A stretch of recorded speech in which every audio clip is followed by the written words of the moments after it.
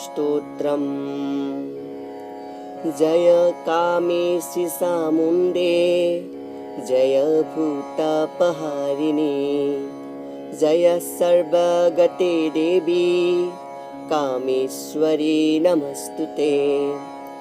विश्वमूर्ते शुभे शुद्धे विरूपाक्षि त्रिलोचने भीमरूपे शिवे विद्ये कामेश्वरी नमस्तुते।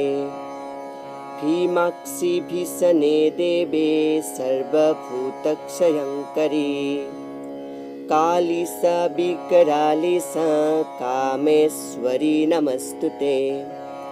काली कराल विक्रांते कामेश्वरी हरिप्रिये सर्वशास्त्र सारभूते कामेश्वरी नमस्तुते।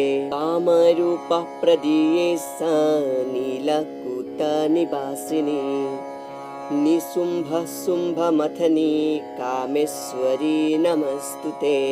कामाख्ये कामरूपस्थे कामेश्वरी हरिप्रिये कामनं देहि मे नित्ये कामेश्वरी नमस्तुते। वपानच्च महावक्रे तथा त्रिभुवनेश्वरी महिषासुरवधे देवी कामेश्वरी नमस्तुते। शागतुस्ते महाभीमे कामेश्वरी शूरवन्दिते जय कामप्रदे तुस्ते कामेश्वरी नमस्तुते। भ्रष्टराज्यो यदा राजा नवम्यां नियतः शुचिः अष्टम्यां स चतुर्दश्याम् उपवासी नरोत्तमः संवत्सरेण लभेत् राज्यं निष्कण्टकं पुनः। य इदं शृणुवाद भक्ता तव देवी समुद्भवम् सर्वपाप विनिर्मुक्तः परं निर्वाणमृष्यति। श्रीकामरूपेश्वरी भास्करप्रभे प्रकाशितां भुजनिभायतानने शूरारिरक्षः स्तुतिनिपातनुत्सुके त्रयीमये देवानुते नमामि। शीतशिरे रक्तपिशङ्गविग्रहे रूपाणि यस्या प्रतिभान्ति तानि विकाररूपा सा विकल्पितानि शुभाशुभनामपि तं नमामि।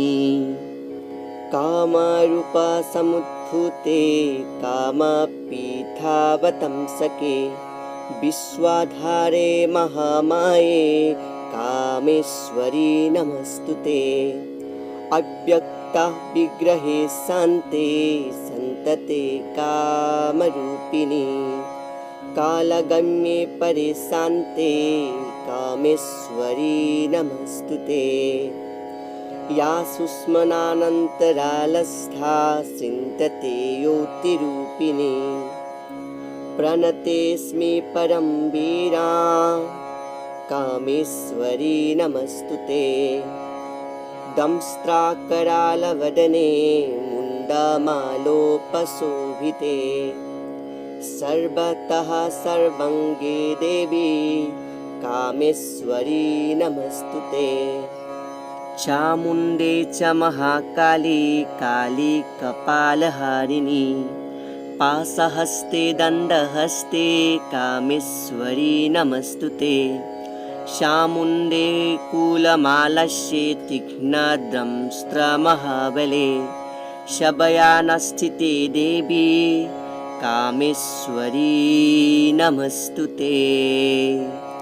इति श्री कामाख्या स्तोत्रं सम्पूर्णम्। ॐ कामाख्ये वरदे देवी नीलपर्वतवासिनी तं देवी जगन्माता योनिर्मुद्रायते नमः योनिर्मुद्रायते नमः योनिर्मुद्रायते नमः